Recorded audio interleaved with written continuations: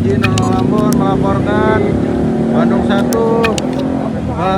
terjadi orang mencurigakan membawa senpi dan tidak punya identitas jelas. Sudah diamankan oleh personil Gatur. Syeda Ralun, seorang perempuan bersenjata api, dilaporkan mencoba menerobos masuk Istana Presiden pada hari ini, Selasa 25 Oktober. Berdasarkan informasi yang diterima tribunnews.com, senjata api yang dibawa perempuan yang kira-kira berusia 25 tahun itu adalah jenis FN.